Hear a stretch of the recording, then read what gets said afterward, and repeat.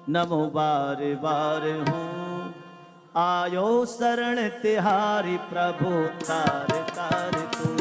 कैलाश के निवासी नमो बार बार हूँ, नमो बार बार हूँ आयो शरण तिहारी प्रभु तार तार तू। आयो शरण तिहारी प्रभु तार तार तू। आयो शरण तिहारी प्रभु तार तार। बोलिए शंकर भगवान की जय हो।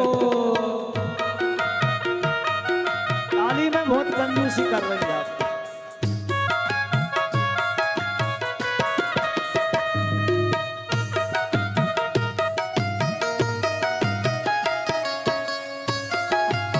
जय हो।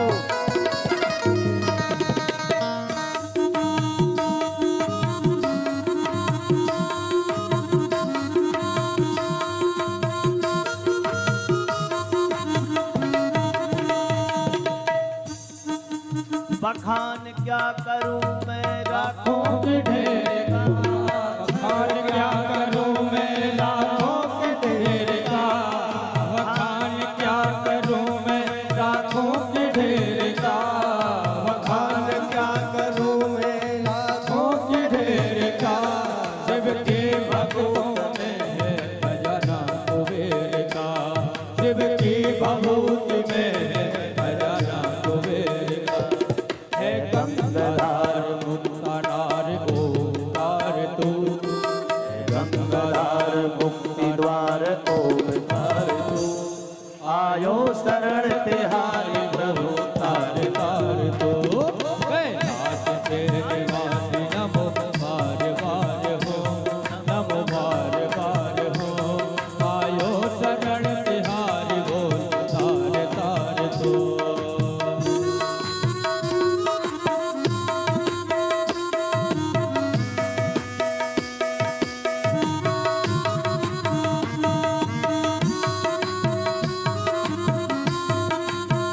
बोलिए शंकर भगवान की।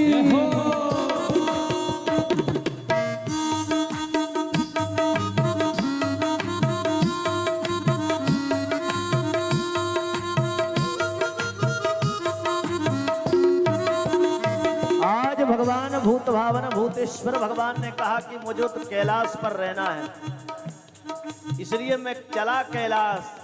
और भगवान जाकर के अपने भूत प्रेतों के साथ भगवान कैलाश पर्वत पर विराजित हो गए। बोलिए शंकर भगवान की जय हो। फिर भी सृष्टि नहीं चली ब्रह्मा से, तो फिर ब्रह्मा ने 10 संतानें उत्पन्न की। ब्रह्मा जी ने अपने शरीर से 10 ऋषि बनाए हैं। देखो ये कथा को सुनने का बड़ा महत्व है। कम से कम हमको ये पता लग जाए कि हमको मनुष्य क्यों कहते हैं। ये कथा इसलिए सुना रहा हूं कि मनुष्य क्यों कहते हैं हमको, क्योंकि हम सब मनु महाराज की संतानें हैं। किनकी हैं? मनु महाराज की। आगे मनु महाराज की कथा आने वाली है। तो इसलिए अभी तक जो संतान हो रही है ना, वो मानसिकी सृष्टि है, मान के द्वारा। इसलिए ब्रह्मा जी ने अपने शरीर से 10 ऋषि उत्पन्न किए। भोलेनाथ को भ्रकुटकी के मध्य से, सनत सनंदन सनातन और संत कुमारों को मन से, और 10 ऋषियों को अपने शरीर से। मन शरीर से मतलब अंगों से। गोद से नारद, अंगूठे से दक्ष, प्राण से वशिष्ठ, त्वचा से भृगु, हाथों से कृतु, नाभि से पुलह, कानों से पुलहस्त, मुख से अंगिरा, आंखों से अत्रि, मन से मरीचि, छाया से करदम।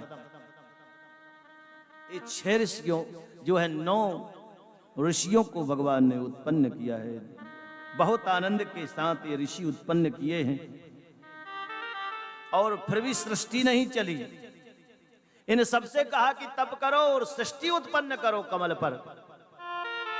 सबने कहा ठीक है पिताजी, अब हम ये 10 ऋषि जब उत्पन्न हुए ना, तो ठीक है, बोले हम सृष्टि उत्पन्न करेंगे, मगर आगे तप करेंगे, तप के द्वारा बलशाली बनेंगे, शक्तिवान बनेंगे, फिर हम उसके बाद जो है इस संसार में आएंगे। सृष्टि नहीं चली। फिर ब्रह्मा जी ने अपने शरीर के 2 भाग बनाए और जब दोग बाग बनाए तो बाम अंग से महारानी शतरूपा और दाहिने रूप से महाराज मनु प्रकट हुए। बोलो मनु महाराज की जय हो, शतरूपा महाराज की जय हो। और बंधुओं तब से मैथुनी सृष्टि प्रारंभ हुई, पति पत्नी के द्वारा बच्चों का तब प्रागट्य हुआ। इस प्रकार से बंधुओं उसी समय महाराज मनु से कहा कि सृष्टि उत्पन्न करो, तो मनु महाराज ने कहा कि महाराज बच्चे उत्पन्न हो जाएंगे तो मकान दुकान कहां बनाएंगे, ये कमल पे कैसे बनेगा, कमल पे तो ये नहीं हो सकेगा, आप पृथ्वी को मंगाइए। और उसी समय ब्रह्मा जी को छींक आई, और जब ब्रह्मा जी को छींक आई तो ब्रह्मा जी की दाहिनी नाक के पोर से भगवान यज्ञ बाराह प्रकट हुए छोटे से रूप में। बोलो यज्ञ बाराह भगवान की जय। देखते ही देखते भगवान का विशाल दिव्य स्वरूप हो गया भगवान बाराह का। और भगवान समुद्र के अंदर गए और अंदर जाकर के पृथ्वी को लेकर के आ रहे थे। उसी समय एक हिरण्याक्ष नाम का दैत्य आया और आकर के ऋषियों से कहा कि आओ मेरी बाहों में खुजली चल रही है, मेरे साथ युद्ध करो। और जब युद्ध करो सब ऋषियों ने हाथ जोड़ लिए और कहा कि बे गुरु जी जो बैठे नारद जी बे सबसे बड़े गुरु, और उनके जो रे तुम चले गए तो निश्चित है कि तुम्हारी हाथों की खुजली मिट ही जाएगी सदैव के लिए है, इसलिए तुम उन्हीं के जोरे जाओ। नारद जी बैठी, नारद के पास गया, ताल ठोकने लगा, कहा महाराज चलो दो दो हाथ की हो जाए। नारद जी ने कहा देख भैया हम जंगल में रहते तपस्या करते, शरीर हमारा ऐसा नहीं कि तिले से लड़े, और तो दुनिया का सबसे बड़ा पहलवान है, जैसे ही बड़ाई करी नारद जी ने तो भूल गया। बोले इस समय भगवान यज्ञ बाराह का अवतार हुआ है और पृथ्वी को लेकर के आ रहे हैं, जा उन्हीं से तू वार्तालाप करना है। नारद जी तो फिर नारम ज्ञानम ददाती थी नारद। नारद यानी ऐसा नहीं हम अर्थ लेते कोई चुगली करने वाला शायद नारद होगा, नहीं, नारम ज्ञानम ददाती थी नारद। नारद जी जिसको मिल गए उनको 99% परमात्मा मिल ही गए, फिर रुकने वाले नहीं है। इसलिए नारद जी ने कहा कि जाओ अभी यज्ञ बाराह का अवतार हुआ है। और जैसे ही हिरण्याक्ष नाम का दैत्य भगवान के पास गया और कहा कि मैं तुम्हारे साथ युद्ध करना चाहता हूं, भगवान ने कहा ठीक है। पृथ्वी को ला करके स्थापन किया है, स्थापन कर करके भगवान का और उसका युद्ध हुआ है। उसने गदा लेकर के और जैसे ही भगवान को मारने की चेष्टा की सभी देवता घबराने लगे, भगवान मंद मंद मुस्कुराने लगे और भगवान ने एक थप्पड़ उसके सिर पर दिया है, जो है सिर टूट करके पृथ्वी पर गिर पड़ा है। बोलो यज्ञ बाराह भगवान की जय। सभी देवताओं ने पुष्पों की वर्षा की है। और उसके बाद भगवान जो है यज्ञ बाराह ने अपने शरीर को बाराह क्षेत्र में जान करके छोड़ा, इसलिए उससे जो उसके रोम से कुश बना, एक कुश जो है ना जिससे हम तर्पण करते हैं, यज्ञ जो भगवान ने बाराह का रूप रखा और बाराह के शरीर में जो रोम होते उससे कुश बना, इसलिए अपवित्र नहीं होता कुश है। जबड़े से जो है यज्ञ पात्र बने, सुरवा इत्यादि सुरुचि इत्यादि जो लगते हैं, इसलिए भगवान बाराह को यज्ञ बाराह कहते हैं। बोलो यज्ञ बाराह भगवान की जय। इसके बाद जो है परीक्षित ने प्रश्न कर दिया, महाराज ये बताओ कि जो है अभी आपने इतनी सुंदर ये पूरी सृष्टि बताई, तो ये पूरी सृष्टि में ये राक्षस कहां से घुस आया बीच में? भाई तुमने कहा कि ब्रह्मा जी ने मनुष्य पुत्र पैदा किए 4, सनत सनंदन सनत कुमार, फिर ऋषि उत्पन्न किए, फिर रुद्र हुए, फिर ऋषि हुए, और ऋषि के बाद जो है मनु शतरूपा हुए। ये कहां से टपक आया बीच है? ये आपने नहीं बताया। तब भगवान शुकाचार्य कहते हैं बोलो जगन्नाथ स्वामी जय हो। अभी जल्दी मत करना, आपका समय नहीं हुआ है, आप 10 बजे बैठे, आज 10:24 के बाद आए हैं आप, है ना? इसलिए इसलिए थोड़े कथा जहां तक होना चाहिए वहां तक निश्चित हो गई। बोलो जगन्नाथ स्वामी की जय हो। बहुत आनंद के साथ परीक्षित ने प्रश्न कर दिया कि महाराज ये बताएं कि आप ये कहां से आ गया। तब बताया कि एक बार की बात है कि भगवान कश्यप ऋषि कश्यप तपस्या कर रहे थे। उसी समय जो है देखो कश्यप ऋषि की बहुत पत्नियां हैं, उसमें दो मुख्य हैं, अदिति और दिति। अदिति के आदित्य माने देवता हुए और दिति के राक्षस हुए। पिता एक ही है, संतान केवल अलग अलग, मां की अलग अलग है। अदिति से आदित्य माने देवता और दिति से दानवीय दानव। तो दिति जो है दानवों की मैया सायंकालीन पहुंची है यज्ञशाला में। और सायंकालीन में देखो बहुत काम की चीज बता रहा हूं। सायंकालीन में जब पहुंची और कश्यप जी से कहा कि मैं पुत्रवती होना चाहती हूं, आप इसी समय मुझको पुत्र गर्भाधान कीजिए, पुत्र चाहिए मुझे। तो कश्यप जी ने कहा देवी देखो संध्या काल का समय है और संध्या काल पर 4 कर्म नहीं करना चाहिए, ये ध्यान रखिए आप। संध्या काले च संप्राप्ते चतुर्कर्माणि वर्जयेत्। आहारे मैथुनं निद्रा स्वाध्याय विशेषतः। कौन कौन से कर्म नहीं करना चाहिए? आहार नहीं करना चाहिए संधि काल के समय। संध्या काल आप जानती हैं, संधि काल में आहार नहीं करना चाहिए। मैथुनम, पति पत्नी को संसार धर्म में प्रवेश नहीं करना चाहिए। निद्रा, नींद नहीं लेना चाहिए। और स्वाध्याय नहीं करना चाहिए। स्वाध्याय के 2 अर्थ होते, एक स्वाध्याय होता है अपना स्वाध्याय करना, माने भगवान का चिंतन करना, ये करना चाहिए सायंकालीन में। और दूसरा स्वाध्याय होता है पढ़ना, ठीक है ना। इसलिए पढ़ना उस समय नहीं चाहिए और बच्चों को भी उस समय रोक है। केवल वो 10 मिनट का जो समय होता है, नहीं तो 2 घंटे बच्चे खेलते ही रहे कि गुरुजी ने कह दिया जगन्नाथ जी है? नहीं, केवल वो संधि काल का जो समय है उतनी समय दिया बत्ती लगाने की अपनी भाषा में जो कहते हैं, उसी समय उस समय बैठ करके घर में एक ही कार्य करना चाहिए, दूसरा कुछ नहीं। क्या? जय जय राधा रमण हरि बोल, हो जय जय राधा रमण हरि बोल।